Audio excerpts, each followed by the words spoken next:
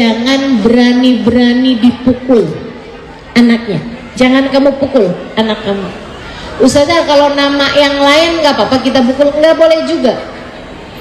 Tapi nama Muhammad lebih lagi. Sebab kalau kamu mukul anakmu yang namanya bukan Muhammad, kamu cuman sekedar mukul anakmu. Tapi kalau kamu mukul anak dengan nama Muhammad, kamu mukul anakmu yang namanya sama kayak nama kekasih Allah. Allahnya bisa lebih-lebih lagi marahnya kepadamu. Nama lain, kalau perempuan apa Ustazah? Kasih nama anakmu dengan nama Fatimah, biar dia bisa jadi kayak Sayyidah Fatimah. Kasih nama dengan nama Khadijah, Aisyah, biar bisa jadi kayak istri-istri baginda kita Nabi besar Muhammad. Kalau laki-laki bisa kasih nama dengan nama Musa, Isa, Ibrahim, Ismail, sehingga ia menjadi sangat-sangat soleh sebagaimana nabi-nabinya Allah SWT. Kalau perempuan bisa kasih nama Sarah, bisa kasih nama Hajar, bisa kasih nama Robi'al Adawiyah misalnya. Sehingga insya Allah anak-anakmu menjadi seperti mengambil berkah dari orang-orang soleh sebelum dirimu itu. Itu yang pertama. Kewajiban orang tua kepada anak yang nomor satu, ngasih nama dengan nama yang bagus. Saran saya, kalau kamu punya anak namanya Muhammad atau Ahmad atau Abu Bakar atau Umar, Uthman, atau kamu punya anak namanya Fatimah, Khadijah, Aisyah, kalau panggillah lengkap, jangan disingkat-singkat.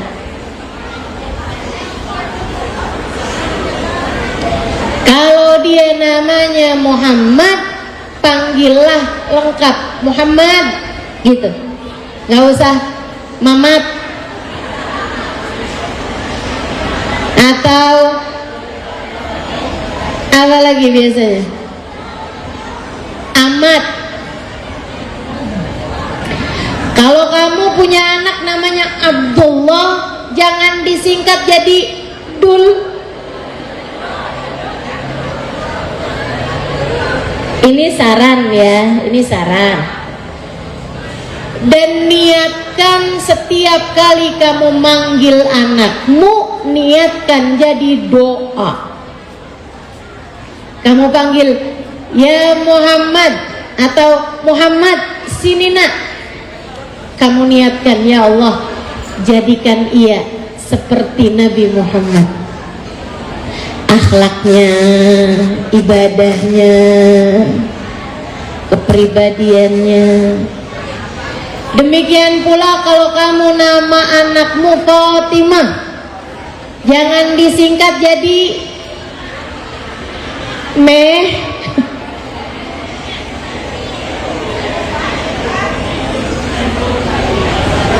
Anakmu punya nama yang indah, panggil sepanjang nama anakmu tersebut, sambil doa tiap kali manggil, ya Allah jadikan dia sesuai dengan namanya, insya. Yang kedua, kewajiban orang tua yang diperintahkan Allah adalah an yu'aq, untuk diakekahkan dengan disembelihkan kambing.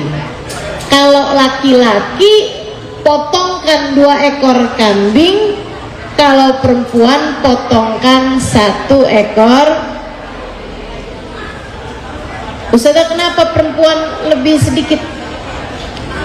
Ya inilah hebatnya kita perempuan, nggak suka nyusahin orang. Aturan dari Allah SWT demikian. Laki-laki 2 ekor kambing, perempuan 1 ekor kambing. Bu, ini hukumnya sebenarnya sunnah, tapi jangan sampai kamu tinggalkan. Itu sebagai isyarat untuk memotong kebinatangan yang ada dalam diri anakmu. Ini penting juga. Ustazah, saya belum mampu buat akekah. Ya udah, nggak apa-apa. Waktunya akekah itu dari mulai lahir, begitu anakmu lahir, sampai nggak ada batas waktunya, Bu. Apapun aja, walaupun udah dewasa, kamu belum akekahkan, akekahkanlah. Sedikit sekalian saya muliakan, kalau kamu bilang saya nggak mampu ustazah buat akekah, nabung, niat ya Allah, saya kepengen bisa akekahkan anak saya. Nggak harus bikin acara besar-besar, Bu, undang-undang tetangga, nggak harus. Yang penting adalah pemotongan hewan kurbannya tersebut, pemotongan kambingnya tersebut, itu yang penting. Sehingga kalau misalnya ustazah, saya nggak mau undang-undang orang, saya nggak mampu biayanya, tapi saya punya cukup uang untuk membeli seekor kambing buat akekahin anak saya, boleh. Gimana caranya ustazah? Ada saudaramu lagi hajatan, sekalian kamu bantu, sekalian kamu titip akekah.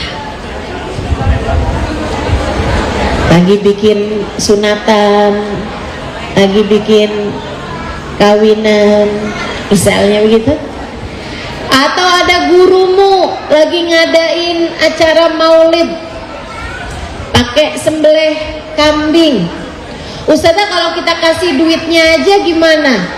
Takutnya nggak dibeliin kambing, iya kan?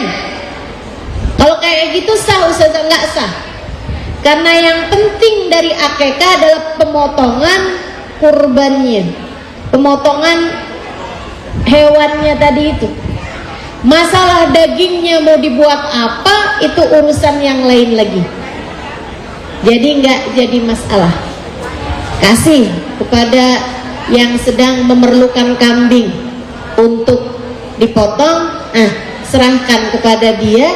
Dengan cara itu kamu sudah mengakekahkan anakmu. Beberapa waktu yang lalu saya ada dengerin kajian dari seorang ahli kejiwaan juga ya. Dia bilang, saya kalau ada anak dibawa oleh orang tuanya menjumpai saya untuk, Bu dokter, ini anak saya nih bandel sekali, saya mesti ngapain nih anak saya?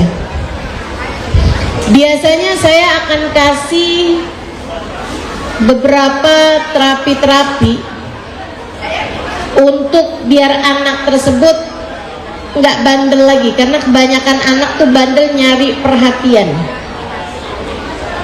Tapi saya minta untuk dia datang lagi.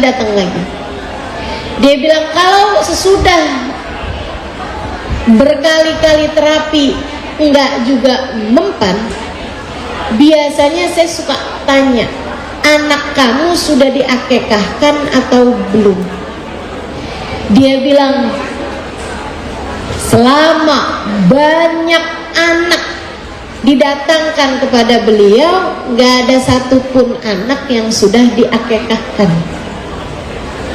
Jadi anak bandel tuh seringnya karena belum diakekahkan.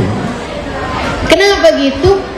Karena akekah itu kan sembelih kambing. itu semacam menyembelih sifat kebinatangan dalam diri anak kita, sehingga anak yang belum diakekahkan jadi masih anak manusia tapi banyak unsur hewannya. Karenanya Bu, kamu juga liatin dirimu itu. Ustazah, saya juga sampai segini tua masih bandel aja loh. Coba tanyain sama orang tuamu, jangan-jangan kamu juga belum diakekah. Gimana Ustazah kalau saya udah tua belum diakekah? Akekah sendiri aja nggak apa-apa. Akekahkan sendiri. Ustazah, saya sih alhamdulillah nggak terlalu nakal. Suami nih Ustazah, jangan-jangan suamimu belum dikekah juga. Iya. Sedikit sekalian saya muliakan, itu kewajiban orang tua. Nomor 2-nya, 1 ngasih nama yang bagus, 2 akekah. Yang nggak mampu seperti yang tadi saya bilang, nabung sambil niat. Allah tuh Bu, Kak, Dek, kalau lihat kamu punya niat untuk mengerjakan kebaikan, Allah bakal mudahkan jalannya. Percaya saya. Kamu niat aja dulu, niat pengen nabung buat akekah. Saudara buru-buru beli kambing, beli ayam aja saya cuman sayapnya doang. Nggak apa-apa Bu, nabung terus saja. Bismillah. Allah tuh seringkali memperlakukanmu sesuai dengan niatmu. Kalau kamu punya niat berbuat kebaikan, pasti Allah akan mudahkan jalannya. Dan yang terakhir katanya Nabi Muhammad, kewajiban orang tua kepada anak, hak anak dari orang tuanya, an yurabbihi bitarbiyatin hasanah, anak tersebut dididik dengan didikan yang baik. Ini yang paling panjang. Ngasih nama cuman sekali doang, di akekah cuman sekali doang, tapi dididik dari sejak ia masih berada dalam rahim seorang ibu sampai anak tersebut dewasa, anak tersebut bahkan sudah menikah. Seperti mana yang tadi telah saya sampaikan, pendidikan ini masih akan terus berlanjut. Jadi ibu nggak ada liburnya. Jadi ibu punya kewajiban terhadap anak-anakmu. Ustazah, walaupun anak saya udah saya sekolahin di pondok pesantren gitu Ustazah, apakah masih tetap saya punya kewajiban untuk mendidik dia? Iya, tentu saja. Tentu saja. Setidaknya jangan kayak orang ngebuang anak, pesantrenin anak itu. Kamu tetap harus menghubungi dia, harus menyampaikan rasa sayangmu, cintamu kepadanya. Dididik anak-anak. Kayak apa pendidikan yang diinginkan Allah SWT kepada kita? Saudara sekalian, kamu harus mendidiknya dengan cinta. Jadi mendidik anak itu satu dengan takwa, yang satu lagi dengan cinta. Cintai anakmu Bu, dengan cara satu, jangan berani kasih kepada anak uang atau makanan yang haram. Bahkan dari sejak kamu berada, dia masih berada dalam rahimmu, jangan masukin makanan yang haram. Jangan berani-berani. Yang haram tuh yang kayak gimana? Entah itu makanannya terdiri dari makanan yang tidak halal, atau makanannya sih halal. Saya kasih makan nasi uduk nih Ustazah, tapi duitnya nih dapat nemu Ustazah. Nemu di mana? Di tas temen saya. Ya, itu mah bukan nemu ya.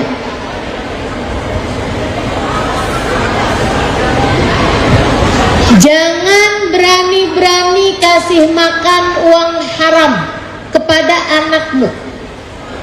Kenapa gitu?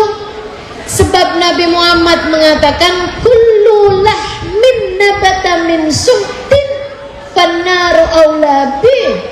Semua darah daging yang terbentuk dari sesuatu yang haram, maka neraka akan menjadi tempat kembali paling pantas untuknya.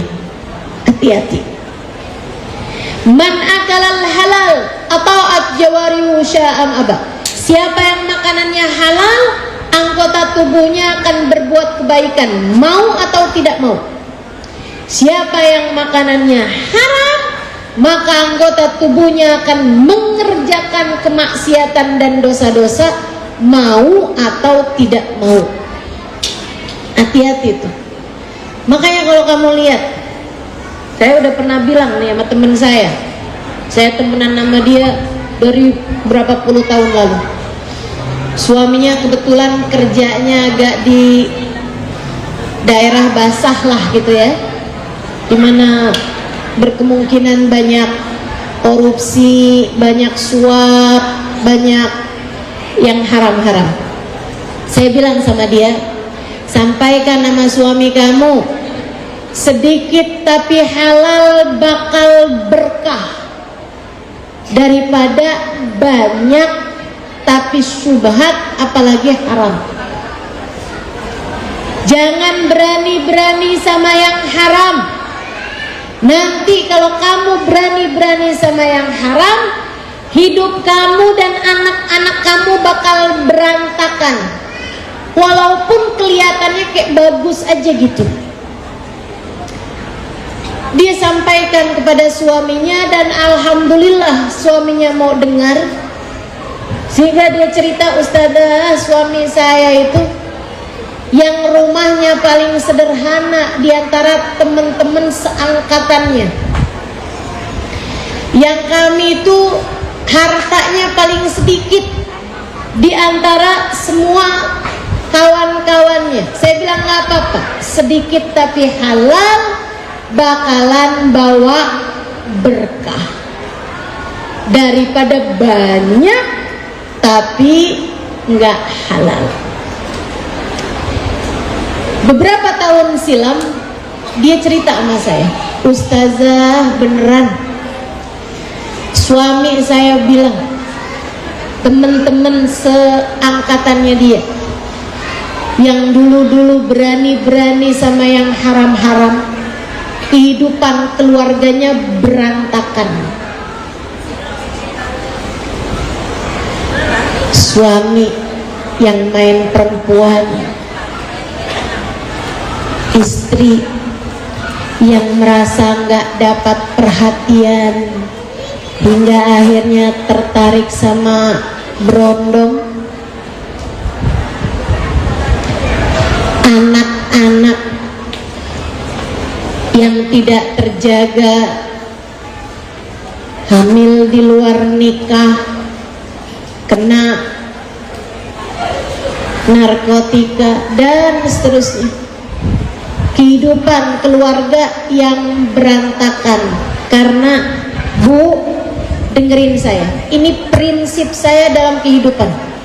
Dengerin, ini prinsip saya dalam kehidupan terhadap urusan uang. Saya pegang ini dari sejak saya mengerti urusan harta. Saya selalu pegang ini. Di sisi Allah nggak ada yang gratis, sekaligus nggak ada yang percuma. Di sisi Allah nggak ada yang gratis dan nggak ada yang sia-sia. Kadang ada orang ngambil yang bukan haknya, dikirain dapat duit gratis, ya kan? Di sisi Allah nggak ada yang gratis. Kamu ambil yang bukan hakmu, Allah akan ambil balik itu darimu.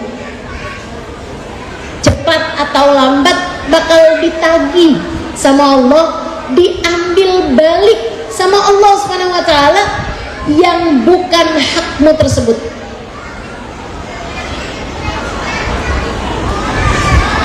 Dan terkadang atau bahkan seringkali yang Allah ambil itu, Bu, yang enggak ada tokonya, yang enggak ada banknya.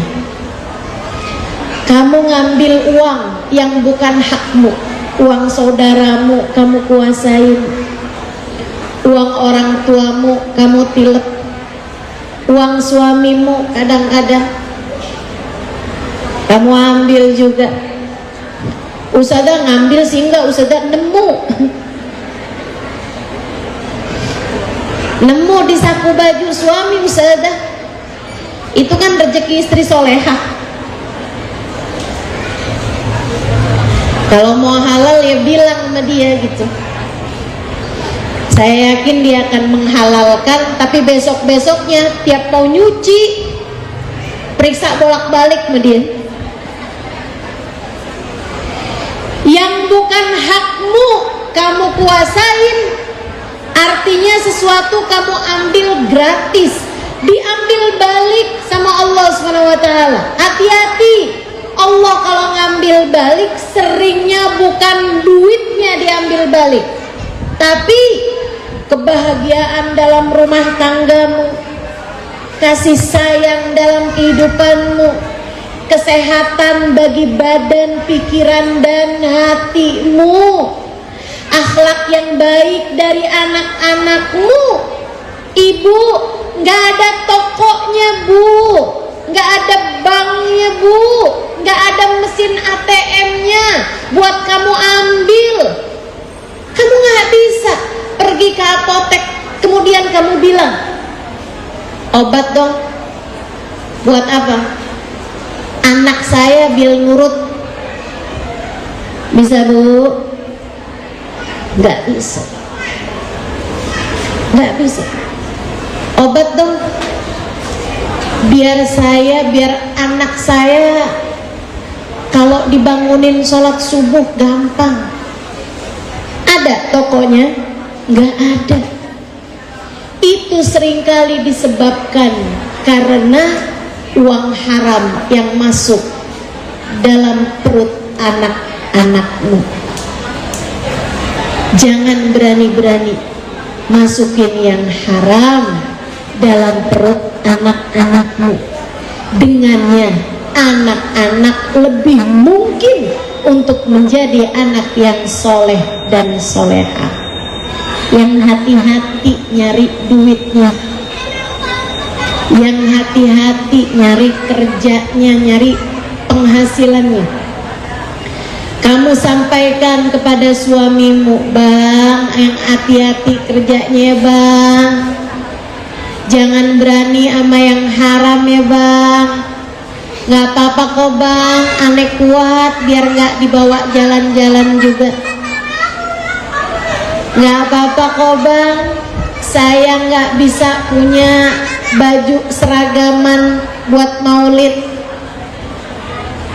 kayak yang dipunyain sama temen-temen. Nggak apa-apa, saya kuat.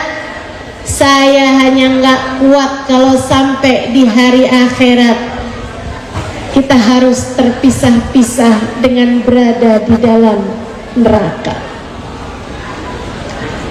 Saya nggak kuat kalau sampai dihisab Allah Subhanahu wa ta'ala atas yang haram yang masuk dalam perut kita. Bu, bukan main-main. Kamu makan makanan yang haram, selama makanan tersebut ada di dalam perut kamu, doa kamu tidak akan didengar Allah Subhanahu wa taala.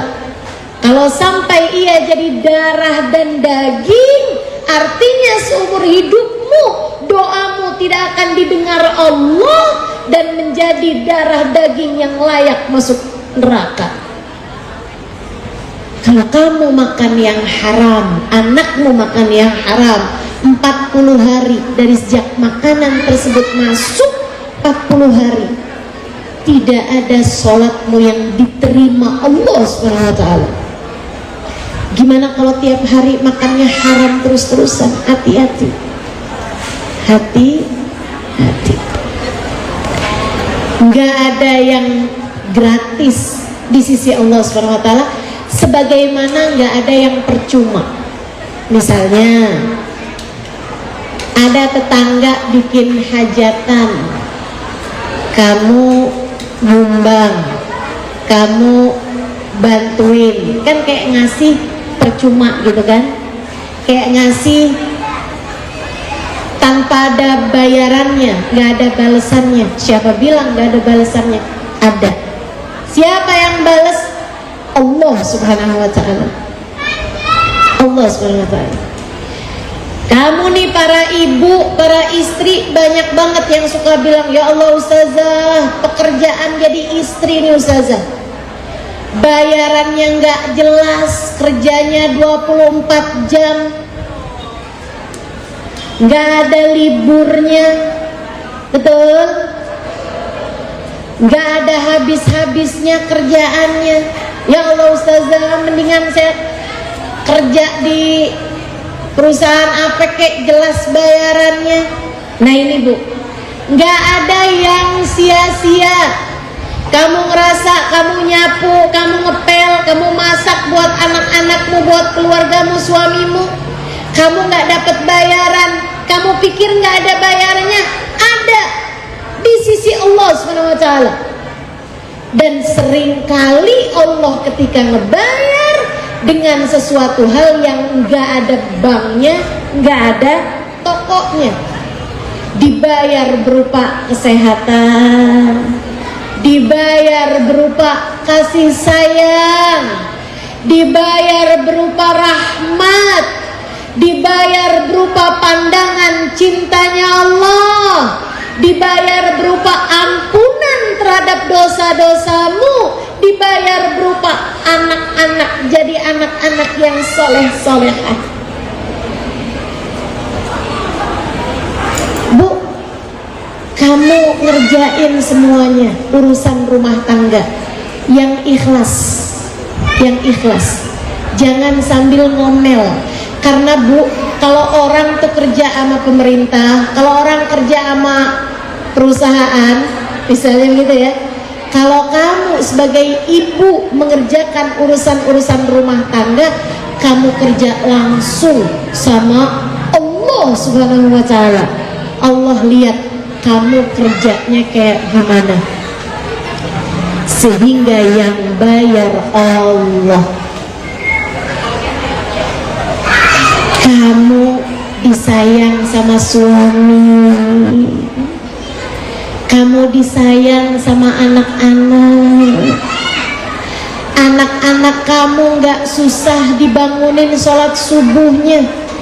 Bahkan saat kamu bangun di waktu malam, kamu buka pintu kamar anakmu, ternyata anakmu sudah bangun, bahkan sudah mengerjakan sholat malam. Ya Allah bu, kayak apa perasaan hatimu? Bisa jadi itu adalah upah yang Allah Subhanahu wa ta'ala berikan ketika kamu ikhlas menjalani kehidupan menjadi seorang ibu rumah tangga yang solehah.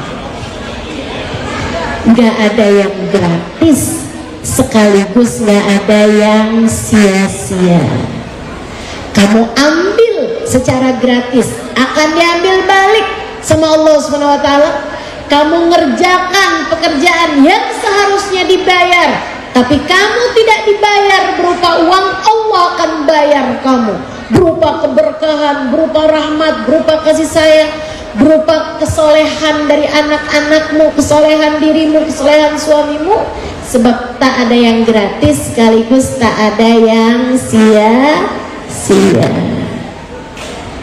Mendidik anak nomor satu, pastikan nafkah yang kamu berikan, makanan yang kamu berikan kepada anak-anakmu terdiri dari makanan yang halal. Jangan sampai kamu jadi istri kerjaannya nuntut mulu sama suami. Ada uang abang sayang, nggak ada uang abang kami tendang. Nggak gitu. Yuk belajar buat hati-hati sama urusan nafkah. Yang kedua, ibu perlakukan anakmu dengan kasih sayang. Bu, anakmu disayang, anakmu disayang. Saya yakin ibu-ibu yang pada punya anak nih di sini nih, saya yakin semuanya pada sayang sama anaknya. Betul? Betul? Ibu yang pada punya anak sayang sama anaknya. Saya tahu, tapi anakmu belum tentu tahu.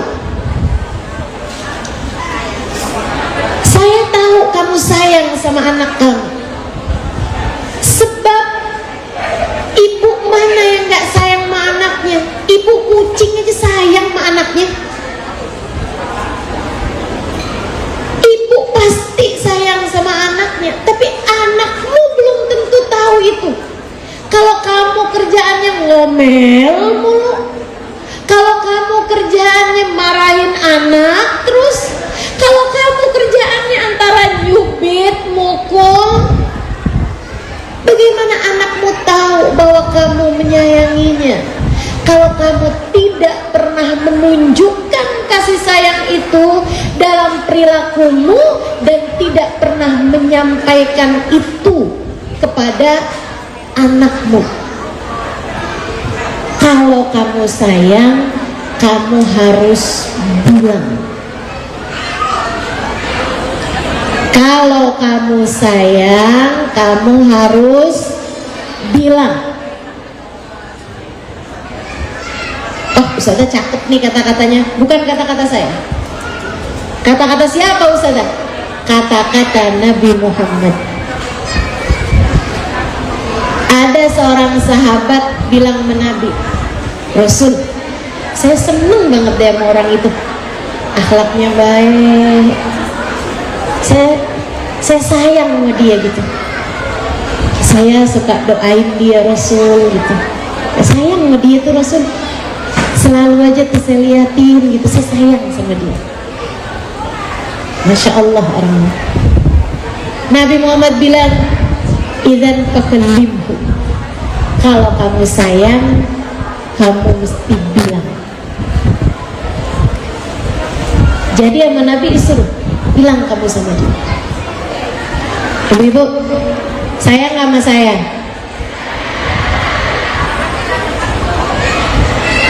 Kamu nggak gengsi kok ngomong gitu sama saya? Kamu harus mengatakan hal yang sama kepada anakmu. Kamu harus menyempatkan diri untuk secara serius kamu ngomong sama anakmu. Banyak diantara kita para orang tua yang gak biasa menyampaikan kata-kata semacam ini kepada anaknya. Kita harus biasakan. Jangan kamu pikir Islam gak ngajarin. Bukan, itu budaya di negeri kita. Tambah zaman duluan, tambah lebih banyak lagi. Orang tua tuh gak biasa ngomong saya sayang sama kamu gitu, gak pernah. Ini sebagai orang-orang tua nih yang usia di atas 40 tahun, 50 tahun, lagi zaman kamu kecil, pernah gak ibu bapak kamu bilang, nak, mama sayang sama kamu? Pernah? Enggak. Apalagi bapak ya, enggak sama sekali gitu. Kayaknya tuh kayak orang tua tua mikirnya kalau anak disayangin kayak begitu nanti anaknya bakal manja, dia nantinya nggak bisa apa-apa gitu. Padahal nggak gitu kenyataannya, Bu. Nabi Muhammad nyuruh kita, kalau kamu sayang kamu harus bilang, sampaikan kepada anakmu. Kalau perlu pakai permulaan. Nah, nanti malam atau besok malam mama mau ngomong sesuatu yang penting sama kamu. Itu anak kan deg-degan, mama mau ngomong apa nih gitu. Satu-satu, kalau kamu punya anak 6 ya kamu gilir satu-satu, jangan bareng-barengan. Nanti di waktu yang kamu telah tentukan, bicara dengan sangat serius. Di kamar misalnya, minta dia buat matiin HP-nya atau di silent sekurangnya. Kamu juga begitu. Terus kamu bilang, Mama mau ngomong sesuatu yang penting sama kamu. Apa, Ma? Ini menyangkut masa depan kita, dunia sampai akhirat. Tambah tegang kan anaknya. Nah,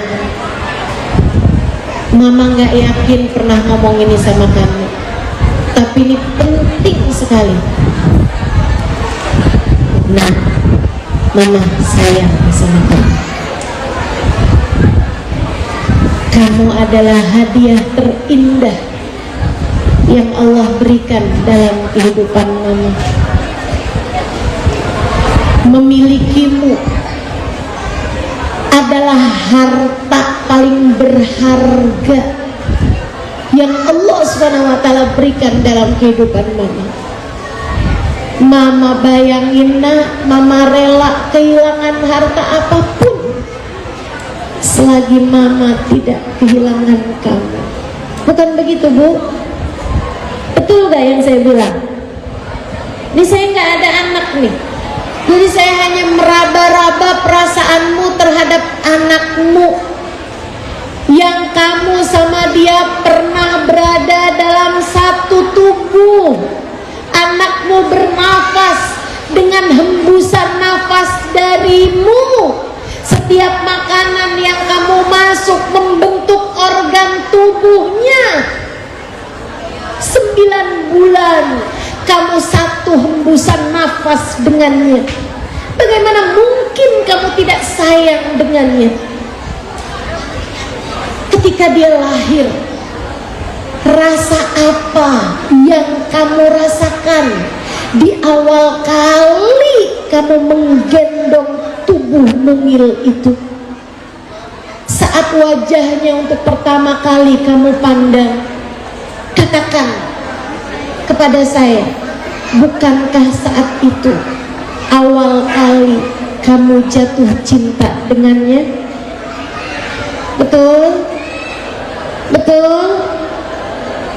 Bukankah dia adalah hadiah terindah yang Allah berikan dalam kehidupanmu itu?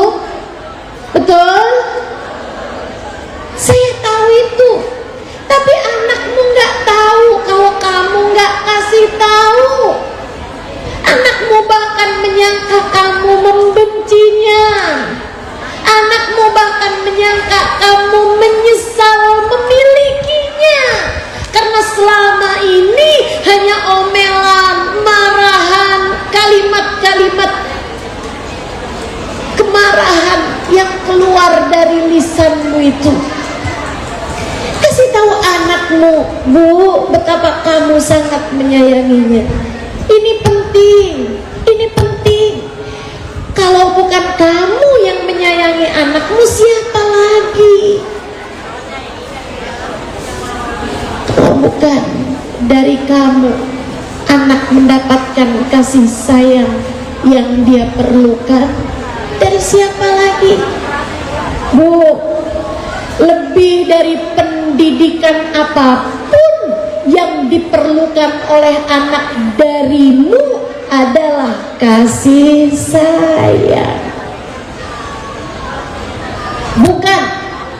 Bukan pendidikan tinggi, bukan bahasa-bahasa asing yang perlu dia kuasai, bukan kemampuan berhitung lebih cepat dari kalkulator, bukan.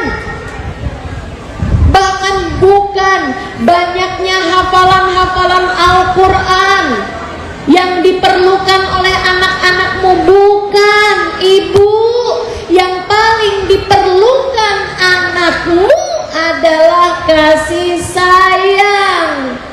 Biarkan anakmu mendapatkan jatah itu darimu, ibunya. Kamu ibunya, sayangi anakmu, sayangi anakmu. Ingat bu, anakmu selain ia lahir darimu, ia adalah hambanya Allah.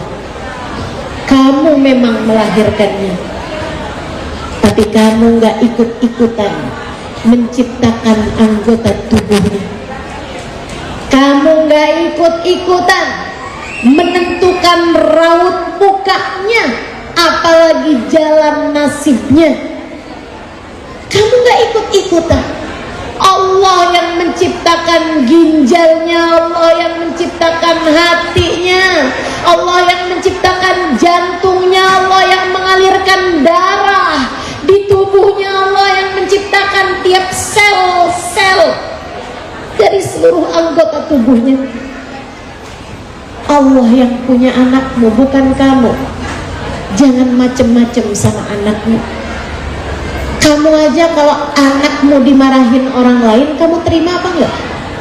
Enggak terima. Anak-anak gua, ngapain lo ikutan marah? Padahal kamu suka marahin anak kamu, segitunya kamu nggak mau orang lain marahin anak kamu. Bu, anak kamu bukan punya kamu. Anak kamu punyanya Allah, dan Allah yang punya bakal marah sama kamu kalau anakmu kamu marahin. Allah bakal marah sama kamu kalau anakmu kamu jewer, kamu pukul. Allah bakal marah sama kamu kalau anakmu kamu kata-katain. Saya kasih tahu, Allah bakal marah sama kamu. Makanya kalau kamu suka bilang sama saya, ustazah, rezeki saya kok susah banget ya ustazah. Saya tanya sama kamu, kamu suka ngomel-ngomel gak di rumah? Kamu suka jewer anak gak? Kamu suka marahin anak gak? Iya, sudah anak suami saya marahin semuanya. Itu dia penyebab seretnya rezeki kamu. Itu dia sebabnya. Kenapa ustazah saya kok sumpah terus ya ustazah?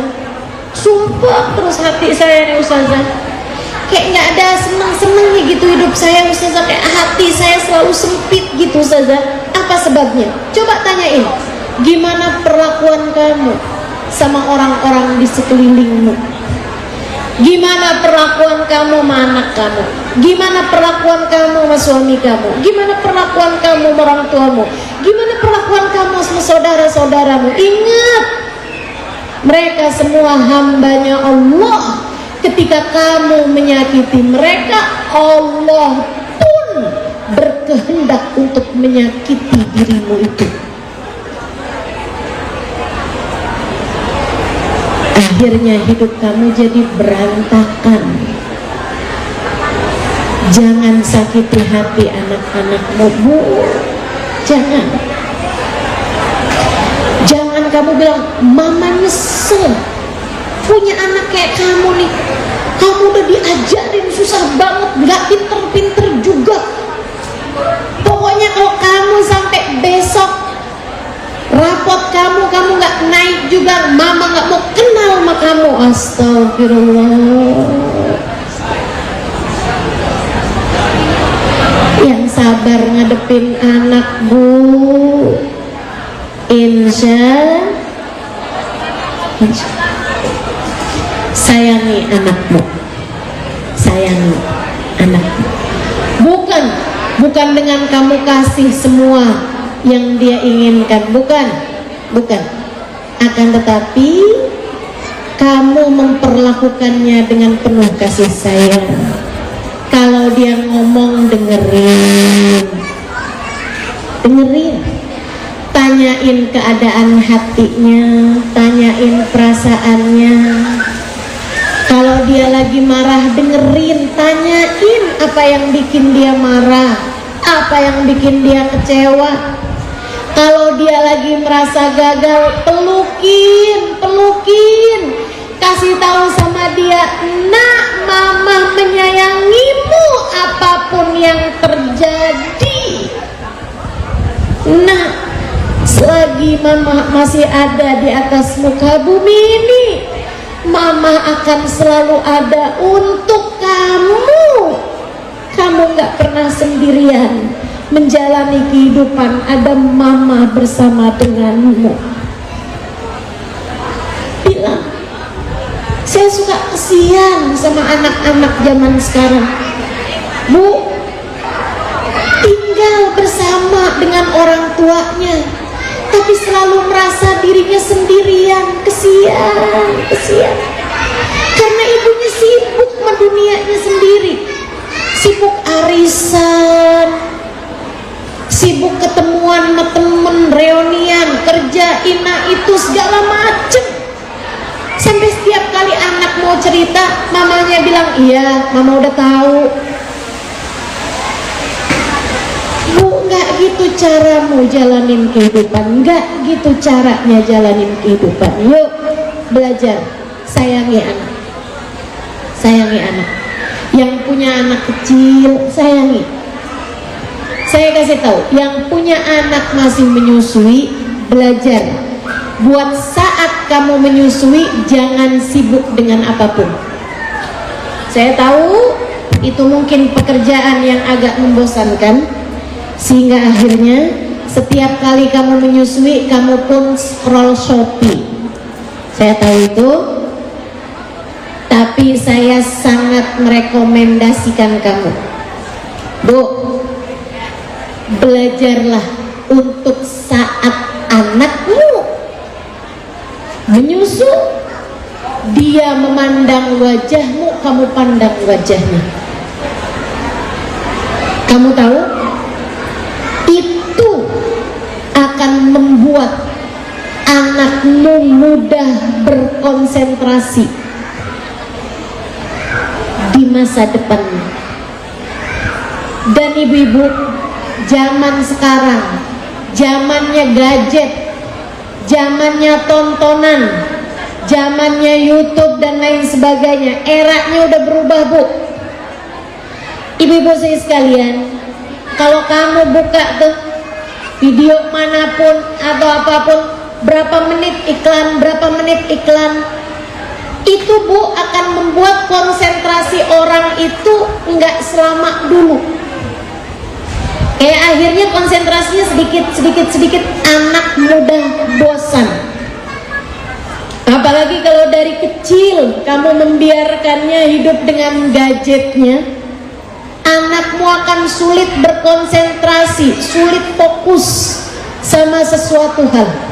Sehingga akhirnya ada seorang ponakan saya yang ahli, yang belajar psikolog, dia bilang, kalau anak yang lain, anak dulu saingannya sama anak tetangga, saingannya sama anak saudara, berat.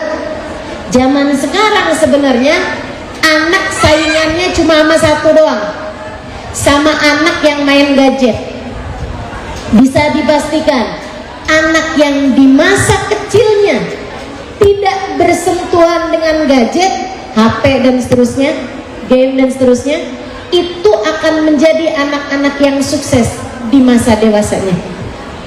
Saya kasih tahu ibu-ibu sekalian, salah satu cara buat anak mudah konsentrasi dan anakmu bisa menjadi anak yang hidup hatinya di masa dewasanya, perilakunya bagus, akhlaknya mulia.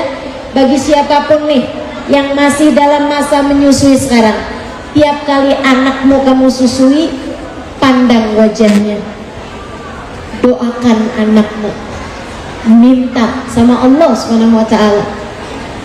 Ustazah, kalau saya sambil dengerin kajian ustazah gitu boleh? Boleh. Sambil dengerin ayat Al-Quran, murattal, bagus. Sambil dengerin ilmu-ilmu yang manfaat, silahkan. Tapi pandang wajah anakmu. Anak tuh Bu, biasanya nyusuin dia akan ngeliatin emaknya. Kalau emaknya matanya, ibunya matanya tidak melihat kepada dirinya, anak akan berpaling. Ntar dia liatin lagi. Ibunya masih nggak ngeliatin ke dia juga, anak akan berpaling. Dan kalau anakmu di masa kecilmu sudah kamu latih untuk berpaling darimu, jangan salahkan siapa-siapa ketika di masa dewasa anakmu hatinya tidak tertuju kepada dirimu.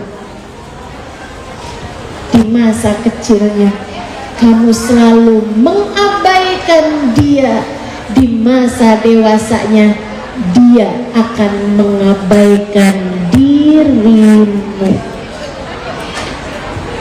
Belajarlah untuk terbiasa melihat anakmu, mendoakan dia, menyayangi dia.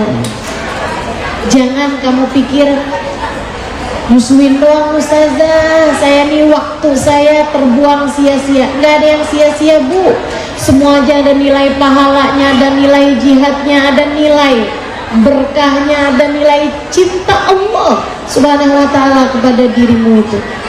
Jangan pernah merasa bahwa apa yang kamu lakukan kepada anak-anakmu sia-sia. Enggak sia-sia, semuanya punya nilai di sisi Allah Subhanahu wa ta'ala, dan akan Allah bayar lunas di dunia sebelum kelak akan Allah penuhkan pahalanya di akhirat nanti. Kalau anakmu lagi pengen ngomong, pengen cerita, dengerin. Jangan bilang iya mama dengerin, tapi kamu sambil sibuk main HP. Jangan. Dengerin. Anakmu cerita, dengerin. Biasanya anak-anak SD tuh suka pada pengen cerita kan. Dengerin.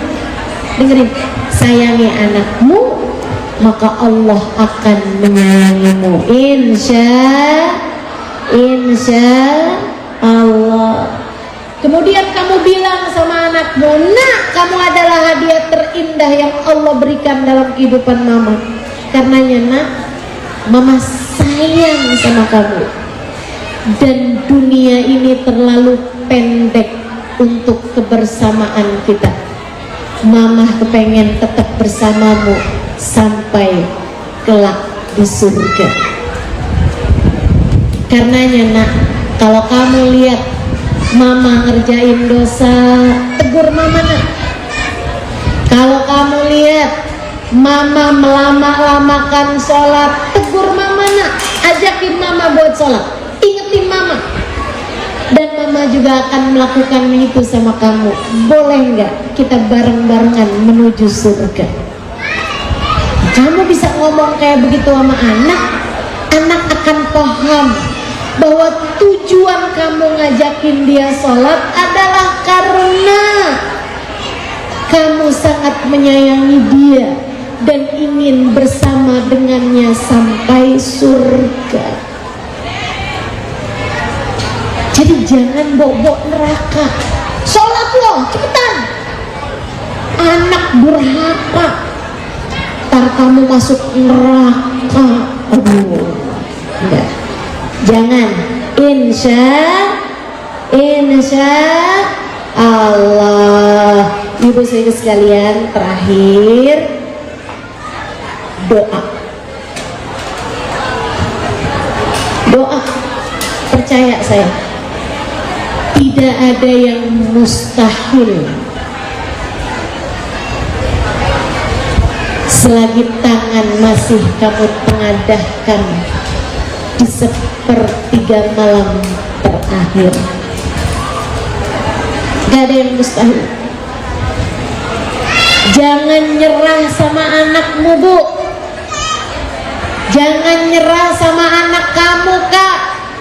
Dek, Ustazah, saya udah terlanjur, anak sini udah bandel, Ustazah, udah gak bisa saya omongin, saya udah nyerah sama dia. Jangan pernah nyerah sama anak kamu. Kalau kamu sebagai ibunya sama dia nyerah, siapa lagi buat dia? Siapa lagi buat dia? Kasih sayangmu tubuh sepanjang jalan. Jangan sampai kamu bikin dirimu terhadap anakmu sebagai jalan buntu. Kamu bukan jalan buntu bagi anakmu. Jangan pernah nyerah sama anak kamu. Terus doain. Saat kamu dekat sama anak kamu, doain. Saat anak kamu jauh dari kamu, doain. Doa bisa menjadi ganti hangatnya pelukanmu di saat kamu tidak bisa memeluk dirinya. Doamu adalah ganti sentuhan tanganmu kepada anakmu di saat kamu dengan dia terpisah jarak yang jauh. Doamu adalah uluran tanganmu kepada anakmu di saat anakmu mungkin sedang tenggelam dalam kehidupan dunia yang terasa sangat melalaikan. Doa terus doa. Ya Allah, sayangi anakmu seperti mana Engkau telah menyayangi anak-anak yang soleh-solehah. Ya Allah, pandanglah anakku dengan pandangan kasih sayangmu. Ya Allah, bimbing anakku. Ya Allah, seperti mana Engkau telah membimbing Sayyidah Fatimah putri Nabi Muhammad. Bimbinglah anakku ya Allah, seperti Engkau telah membimbing Nabi Ismail putra Nabi Allah Ibrahim. Ya Allah, ya Allah, ya Allah, Engkau memerintahkan diriku untuk menjaga anak-anakku. Ku anfusakum wa ahlikum nara. Jagalah diri kalian dan anak kalian dari api neraka. Katamu dalam Al-Quran, ya Allah, maafkan aku. Jangankan membimbing anakku, membimbing diriku sendiri saja, menjaga diriku sendiri saja, terkadang saya gagal melakukannya. Ya Allah, saya mohon pertolonganmu, saya mohon bimbinganmu. Bimbinglah diriku, bimbinglah anak-anakku, sebagaimana Engkau telah membimbing hamba-hambamu yang soleh-solehah. Ya Allah, doa begitu buat anak tiap malam. Insya semarah apapun kamu sama anakmu, jangan pernah nggak ridho sama anakmu. Kamu lagi marah nih sama anak, kayak apapun aja kemarahannya, jangan pernah bilang ya Allah saya nggak ridho sama anak saya. Jangan. Itu namanya kamu nyerah dari anak kamu. Jangan. Kalau kamu nyerah, Allah juga akan nggak ridho sama anak kamu. Kalau Allah nggak ridho sama anak kamu, Allah hanya akan menjadikan anakmu sebagai calon-calon ahli neraka. Nanti anakmu tambah semakin jauh dari jalan hidayah. Nanti anakmu semakin jauh dari menjadi anak yang soleh-solehah. Maka meski semarah apapun kamu bisa bilang begini sama Allah, ya Allah, saya memang marah sama anak saya, Allah, tapi saya ridho sama dia, ya Allah. Maka ridhoilah anak saya, ya Allah. ampuni dosa-dosanya ya Allah, dan bimbing dia kembali ke jalan-Mu ya Allah. Teruslah berdoa terus, doa terus, mintakan sama Allah nasib yang bagus, mintakan sama Allah kehidupan yang terjaga, mintakan sama Allah agar Allah selalu menyayanginya dimanapun saja dia berada. Mintakan sama Allah agar Allah bikin bagus pergaulannya, biar dia ketemunya sama orang-orang baik-baik.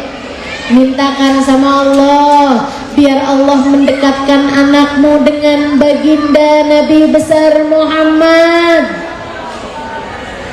Mintakan guru buat anakmu, ya Allah karuniakan guru yang dapat membimbing jalan kehidupan anakku ya Allah, hingga ia tertuju ke jalan-Mu. Mintakan teman-teman yang baik-baik, biar anakmu selalu berada bersama dengan orang-orang yang baik-baik.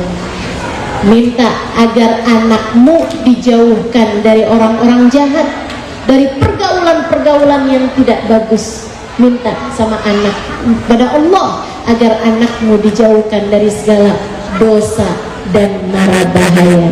Insya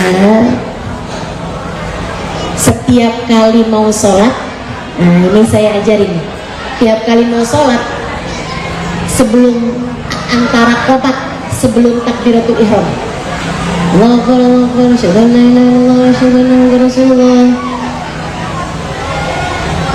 hayya 'alas shalah, hayya 'alal falah, qad qamatis shalah, qad qamatis shalah, Allahu Akbar, Allahu Akbar, la ilaha illallah. Sebelum kamu takbiratul ihram, tiap mau sholat fardu, baca doa gini, Rabbi ja'alni muqimis shalah wa min dzurriyyati Rabbana wa taqabbal doa. Sambil maknanya kamu resapi dalam hati, ya Allah jadikan saya orang yang bagus sholatnya, dan juga anak-anak saya ya Allah, jadikan mereka orang yang bagus sholatnya ya Allah. Kaulah yang maha mendengar doa. Bu, ada orang anaknya sangat soleh sekali, menjadi ulama dari ulama-ulama Allah SWT. Ketika ibunya ditanya, apa doa kamu buat anak kamu sampai anak kamu kayak begini? Dia bilang, saya sedari muda, sebelum saya menikah, bahkan tiap kali mau sholat, saya selalu baca doa itu, Rabbi ij'alni muqimas shalah wa min dzurriyyati Rabbana wa taqabbal doa. Atau kamu bisa bilang, Rabbi ij'alna muqimis shalah wa min dzurriyyati wa min dzurriyyatina Rabbana wa taqabbal doa. Ya Allah jadikanlah kami semuanya, saya, suami saya, anak-anak saya, keluarga saya, orang-orang yang bagus sholatnya, dan juga anak keturunan kami semuanya ya Allah. Engkaulah yang maha mendengar doa. Insya Allah. Nah, 3 hal itu kalau kamu laksanakan, mendidik dengan takwa, mendidik dengan cinta, dan mendidik dengan doa. 3 hal tersebut kalau kamu laksanakan, insya Allah semoga anak-anak kita menjadi anak-anak yang soleh-solehah. Ala hadhihi niyyah wa bi kulli niyatin solehah jami'ah syamilah ila hadratin Nabi Muhammad sallallahu alaihi wasallam. Silahkan sebutkan nama dirimu dan nama anak-anakmu. Semoga semuanya menjadi hamba-hamba Allah yang solehah, yang soleh, yang terjaga insya Allah.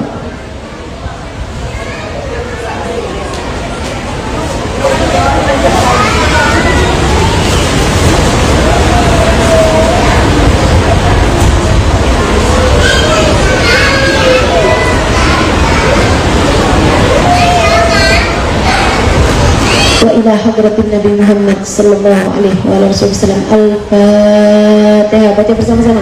A'udzu billahi minasyaitonir rajim. Bismillahirrahmanirrahim. Alhamdulillahi rabbil alamin. Arrahmanir rahim. Maliki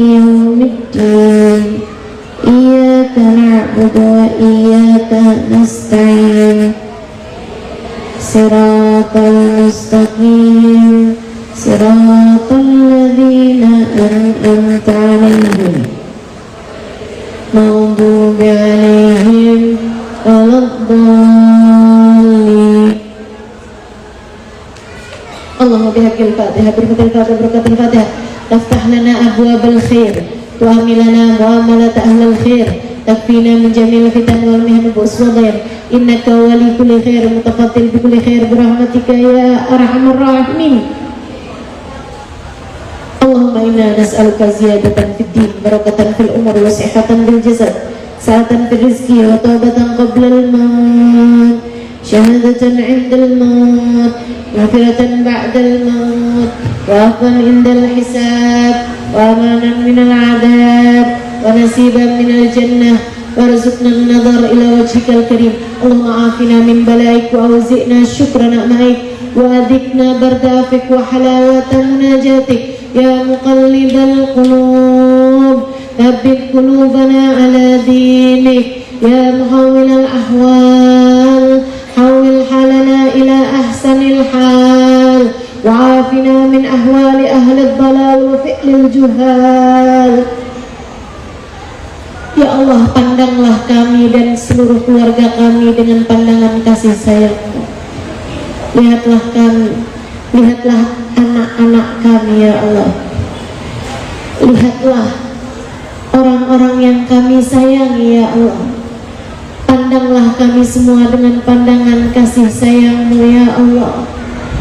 Anak-anak kami dimanapun mereka berada pada saat ini, kami mohon padamu ya Allah, pandanglah mereka dengan pandangan kasih sayang-Mu ya Allah.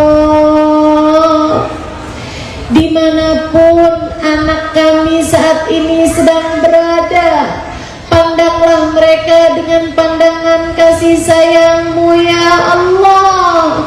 Sayangi mereka seperti Engkau telah menyayangi hamba-hamba-Mu yang saleh-salehah, seperti Engkau telah menyayangi putra-putri dari baginda kami Nabi besar Muhammad, seperti Engkau telah menyayangi cucu-cucu baginda kami Nabi besar Muhammad.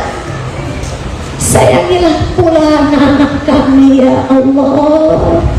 Pandanglah mereka dengan pandangan kasih sayang-Mu ya Allah.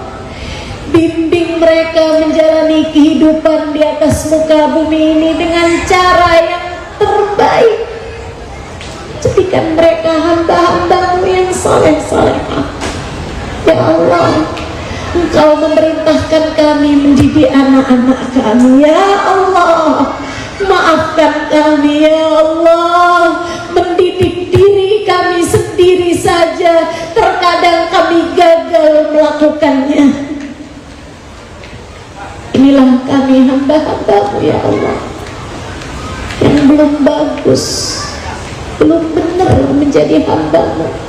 Kami mohon padamu ya Allah, didiklah kami, anak-anak kami, hingga menjadi hamba-Mu yang soleh, menjadi hamba-Mu yang solehah. Ya Allah, jadikan kami mampu memberdirikan sholat kami sesuai dengan haknya. Jadikan kami orang yang bagus sholatnya ya Allah. Dan anak keturunan kami juga ya Allah, orang-orang yang kami sayangi ya Allah. Jangan ada di antara kami yang meninggalkan sholat. Jangan ada di antara kami yang meninggalkan sholawat. Jangan ada di antara kami hamba-hamba-Mu yang jauh dari-Mu. Jangan ada di antara kami hamba-hamba-Mu yang jauh dari Nabi kami Muhammad. Dekatkan kami dengan-Mu, dekatkan kami dengan Nabi Muhammad. Ya Allah, karuniakanlah nasib yang bagus buat anak-anak kami ya Allah. Jauhkan mereka ya Allah dari narkoba, jauhkan mereka ya Allah dari zina, jauhkan mereka ya Allah dari perjudian, jauhkan mereka ya Allah dari dosa-dosa yang menghalangkan mereka dari-Mu ya Allah. mereka dari orang jahat ya Allah. Jauhkan mereka dari pergaulan bebas ya Allah. Jauhkan mereka ya Allah dari hal-hal yang membuat mereka jauh darimu ya Allah. Anugerahkanlah bagi anak-anak kami guru yang dapat membimbing perjalanan agama mereka menujumu ya Allah. Karuniakan untuk anak-anak kami kawan-kawan yang soleh-solehah ya Allah. Berikanlah rezeki yang halal, yang thayyib, yang berkah bagi kami dan seluruh keluarga kami ya Allah. Mudahkan urusan-urusan kami, ampunilah dosa-dosa kami, tutupkan aib-aib kami, bimbing kami ya Allah menjalani kehidupan di dunia ini hingga kami menjalaninya dengan cara yang paling indah. Hidupkan kami dengan baik, matikan kami dengan baik di akhirat nanti. Kumpulkan kami dengan baginda kami Nabi besar Muhammad sallallahu alaihi wasallam, kami dan seluruh keluarga kami dan kedua orang tua kami dan anak-anak kami dan suami kami dan semua orang-orang yang kami sayangi. Wassallallahu ala sayyidina Muhammadin wa ala alihi wa sahbihi wasallam. Bi fadli subhana rabbika rabbil izzati amma yasifun wa salamun alal mursalin walhamdulillahi rabbil alamin. Taqabbalallah minna wa minkum, taqabbal ya karim. Terima kasih atas segala perhatiannya. Mudah-mudahan dijabah Allah SWT semuanya. Taqabbalallah minna wa minkum, taqabbal ya karim. Salam sayang saya buat anak-anakmu. Peluk cium dari saya buat anak-anakmu. Taqabbalallah minna wa minkum, taqabbal ya karim. Wal afu minkum. Assalamualaikum warahmatullahi wabarakatuh.